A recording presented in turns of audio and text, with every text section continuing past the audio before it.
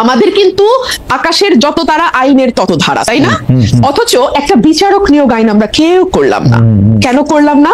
কারণ আমরা না আসলে আমাদের খাস বল্টু পিল্টু লালটুকে বিচারক হিসেবে দেখতে চাই, এবং আমি চাই যে যখন আমি ক্ষমতায় আসব তখন আমার যা যা মামলা যেভাবে হলে আমার সুবিধা হয় রায়গুলো শেষে ভাবে হবে। হ্যাঁ, হাসিনা একেবারে নগ্ন ভাবে করেছে বলে না আমাদের কাছে একেবারে চোখে মনে হয় যেন খুব বেশি আমাদের চোখে লেগেছে। কিন্তু বেরেশা ফারহানা, আপনি যতবার এই কথা বলেছেন ততবারই আপনাকে এই কথা শুনতে হয়েছে না যে বিএনপি কি তার আগের আমলে করে নাই? আপনি যাদের লালটু পল্টু ঝন্টু মন্টুর কথা বলেছেন, যতবার বলেছেন ততবার তো আপনাকে একই প্রশ্ন বলতে হয়েছে যে বিএনপি কি এটা করে নাই কিনা।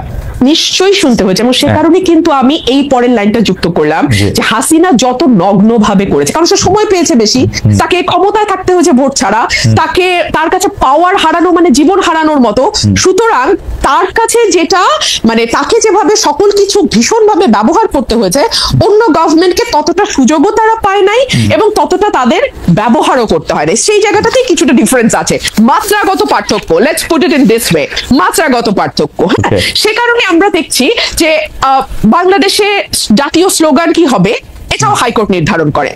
একটা পলিটিক্যাল কোয়েশ্চেন, বাংলাদেশের নির্বাচন কিভাবে হবে, for God sake it's a political question Khaled ভাই, তাই না? মানে আপনি যেই দলই করেন, যেই মতই করেন, কিংবা আপনি যাই হন না কেন, আপনি যদি সুস্থ মানুষ হন আপনি যা বুঝবেন যে এটা পলিটিক্যাল কোয়েশ্চেন। কিন্তু এইটাও আমরা না হাইকোর্ট বা অ্যাপেলেট ডিভিশন থেকে এটা করাই নিব। আবার ধরেন আমাদের সংবিধানকে আমরা মোটা দাগে একটা পারিবারিক বইয়ের মতো করে ফেলবো। আমরা যা যা চাই তার সবই সংবিধানে থাকবে, এবং এমন সব অদ্ভুত প্রপোজিশন আমরা সংবিধানে দেব যে আমরা সামনে ভবিষ্যতে যত সংসদ আসবে সেই সবগুলো সংসদকে আমরা বেঁধে ফেলার চেষ্টা করব। মানে তারা কি কি আইন করতে পারবে, কি কি পারবে না, সংবিধানের কোন কোন অংশ তারা 2/3 কেন 3/4 মেজরিটি দিয়েও চেঞ্জ করতে পারবে না, এরকম অংশ আমরা সংবিধানে বলে আবার সেটা লিখে দেবো যেটা অপরিবর্তনীয়, which itself is unconstitutional. Okay, which itself is unconstitutional. So এগুলোর মধ্যে দিয়ে তো বাংলাদেশ গেছে। সে কারণে আমি মনে করি খালেদ ভাই যে আমরা না একটা ঝাঁকি খেয়েছে বাংলাদেশ, মানুষ, দেশ, রাষ্ট্র, সরকার ঝাঁকি খেয়েছে। কিন্তু এই ঝাঁকিটাতেই যে আমরা একেবারে ঠিকঠাক ফিটফাট হয়ে বিলাতি কায়দার ওয়েস্টমিনিস্টার গণতন্ত্রে অভ্যস্ত হয়ে যাব, কিংবা ইভেন ঘরের পাশের ভারতের গণতন্ত্র আমরা বুঝে যাব, এটা ভুল। আমাদেরকে আরো অনেক দূর যেতে হবে খালেদ ভাই। অ্যাটলিস্ট ভারতের পর্যায়ের একটা গণতন্ত্র এবং প্রাতিষ্ঠানিকীকরণের দিকে যেতে আমাদের আরো 50-100 বছর সময় লাগবে। এবং সে কারণে আমি আমার আগের সেগমেন্টের কথা ধরে আমি একটু সূত্র ধরে বলি যে আমাদের মতন মানে ধরেন অ্যাজ অন টুডে আমার যে ভূমিকা, হ্যাঁ, এটার জন্য আমাদের মতন মানুষদেরকে কিছুটা প্রাইস পে করতে হবে। পে করতে করতে করতে করতে এক সময় গিয়ে, সেটা আজ থেকে মেবি 70 বছর 80 বছর পরে, হয়তো দলগুলোর ভেতরে সেরকম ডেমোক্রেসির চর্চা আসবে, হয়তো রাষ্ট্রের ভেতর সেরকম ডেমোক্রেটিক ভয়েস আমরা পাবো যেটা একটা স্মুথ ডেমোক্রেসিকে সাপোর্ট করে। এইটুকুই আমি বলতে পারি। বেরেশা ফারহানা, তাহলে আমরা এরকম ধরে নিতে পারি যে আপনার কথা থেকে যদি আমরা একটা উপসংহার টানতে চাই যে ধরেন সবগুলি দল বিএনপি ইনক্লুডেড এর মধ্যে গণতন্ত্র আসতে 70-80 বছরের মতো লাগতে পারে। দেখুন, আমি it's just a speculation, it could be 50 years. আচ্ছা ঠিক আছে, আমি আচ্ছা ঠিক আছে, it all depends on the will of the people. আমার দেশের মানুষ আসলে কি চায়। ওকে, রাইট। হ্যাঁ, আমার দেশের মানুষকে সচেতন করার দায়িত্ব আমাদের, কতটুকু সচেতন আমি কত সময় নিয়ে হবে এটা তাদের উপর। আমার বেশি ফারহানা, আমি একটু আসি আপনার কাছে। আমি মানবেরকে যেতে চাই। মানব ভাই, আমি আপনাকে প্রশ্ন করেছিলাম যে এটা তো এরকম হওয়ার কথা যে নেত্রী আসলে আপনার এই প্রশ্নের জবাবটা দেওয়ার আগে যেহেতু একটু অধিকার চর্চা করতে পারিনি, আমি যে প্রশ্নটা আপনি রুমিন ফারহানা করেছেন, তাহলে আপনি একটু বললেন। আমরা একটু আপনাকে আরেকটা জিনিস শোনাই যে আমরা দর্শকদের কাছে প্রশ্ন করেছিলাম যে নির্বাচনের আগে বড় ধরনের সংস্কার করা হবে, এমন মন্তব্য করেছেন প্রধান উপদেষ্টা ডক্টর মোহাম্মদ ইউনূস। অন্তর্বর্তী সরকারের এই অবস্থান সমর্থন করেন কিনা, বড় ধরনের সংস্কার করা হবে এটা সমর্থন করেন কিনা, সেইটা সমর্থন করে 83% দর্শক, সমর্থন করেন না হচ্ছে 17% দর্শক। আমাদের জন্য একটা স্টেগারিং নাম্বার, 145,000 মানুষ, মানে 1,45,000 মানুষ ভোট দিয়েছেন এটার মধ্যে।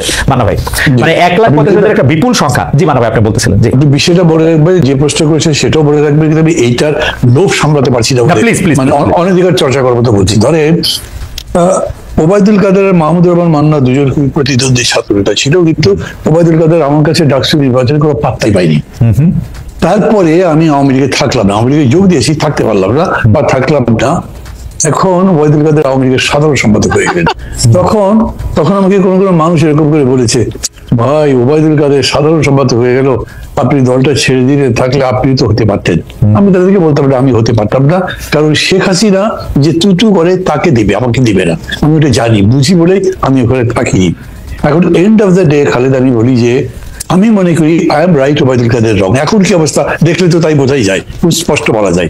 তো এই কারণে যখন প্রশ্নগুলো করেন না আপনারা, বা ধরেন অন্যরা কেউ জিজ্ঞেস করে, যিনি জবাব দিচ্ছেন বা যাকে প্রশ্ন করেছে তাকে আপনার ভাবতে হবে যে এই মানুষটা উইথ অল অডস যেভাবে ফাইট করেছেন, that is the glory, that is the victory. এবং এইটা মানুষের মধ্যে কিন্তু ইনস্টিলড হয়ে যায়। না হলে আমি এখন মানুষের এত ভালোবাসা পাই কেন? আমি কিন্তু অনেস্টলি বলি, আমি মনে করি মানুষের ভালোবাসা প্রায় শিখতে পারছি এখন, এরকম দেখি। তো সেই কারণে আমি মনে করি যে আমি আমার কথা বলতে পারি মান্না ভাই, আমি যতদিন ধরে এই মানে বিশ্ববিদ্যালয়ে ভর্তি হওয়ার পর থেকে আমি আপনাকে চিনি, আমি আমার কথা বলতে পারি যে আমার সম্মান আপনার জন্য, আমার সম্মান মানে এইটার সাথে আমি জনাব ওবায়দুল কাদেরের তুলনাই করতে চাই না। মানে এটা এটা এটা এক পংক্তিতেই জীবনে বসবে না। সেটা আমি আগেও আপনাকে বলেছি, ওবায়দুল কাদের সাহেব যখন সাধারণ সম্পাদক ছিলেন, মন্ত্রী ছিলেন, বিরাট বড় কিছু ছিলেন, তখনও বলেছি সামনাসামনি। মানে এটার কোনো একটা তুলনাই হতে পারে না। মানে এটা তুলনীয়ই না। আপনি যদি মনে পড়ে গেল উদাহরণটা, সেই জন্য এটা বললাম। এই জন্য আমি মনে করি যে এটা রুল ভারতকে জিজ্ঞেস করার দরকারই নাই, সে যেটা করছে করতে থাকবে, টাইম উইল পে হার, এটা আমি মনে করি। যাই হোক, আমি আপনার প্রশ্ন আসি, একটা জিনিস বলি, মানুষ খুব জটিল জিনিস। আমি এটা অনেক চিন্তা করেছি, লোকের সাথে কথাবার্তা বলতাম, মানুষ জটিল কেন? কারণ সবচেয়ে জটিল ম্যাটার হচ্ছে ব্রেন, এবং বলে যে একটা ম্যাটার যত জটিল হবে, যত কমপ্লেক্স হবে, তার মানে সেটা তত ডেভেলপ। যে কোনো ডেভেলপ জিনিস কিন্তু জটিল, খুব ইজি বোঝা যায় না, বুঝে গেলে ইজি। তো মানুষের এত জটিলতার মধ্যে, ধরো আপনাকে আমি যদি প্রশ্ন করি, আদম হাওয়া খুব আরামে ছিলেন, বেহেশতে ছিলেন, এই কামড়ালো, কোন পোকা কামড়ালো তোমাকে যে ওই গন্ধম ফলটা খেতে হবে, তার জন্য বেহেশত থেকে ফেলে দিত পৃথিবীর মধ্যে, পড়লো তো। আমাদের এত বড় সম্মানের একটা জায়গার একজন মানুষ, আমাদের ধর্মগ্রন্থ যে বিশ্বাস অনুযায়ী তিনি করলেন, মানুষকে এইখানে বোঝা মুশকিল। এরকম বহু জায়গা আছে মানুষের বিহেভিয়ার বোঝা যারা। আমার নিজের কাছেও মনে হয় যে আমি যদি আমার দিক থেকে চলে আসতে পারি, তো বাকি লোকগুলো, লাইক আমি নাম বলছি না, আমার যদি বড় বড় সিনিয়র নেতা যারা আছেন, কোন সম্মান নিয়ে কোন মান নিয়ে তারা আছেন, আমার তো তাদের সাথে প্রায় কথা হতো, সবাই প্রায় ক্লান্ত কথা বলতে বলতে, এই শেখ হাসিনা এই অপমান করেছে, উনি সম্মান করে না, ওই অমুককে এটা দিল, এইরকম রেগুলার। আমি তাদের বলি, ভাই এত কথা বলেন, তার সাথে আছেন স্যার, এখনো রুমেন এখানে আছে, তার ভাই মনে করি সে বাইন্ড করে কিছু নেই। বিএনপির অনেক বলে বিভিন্ন ব্যাপারে, করেন কেন এটা?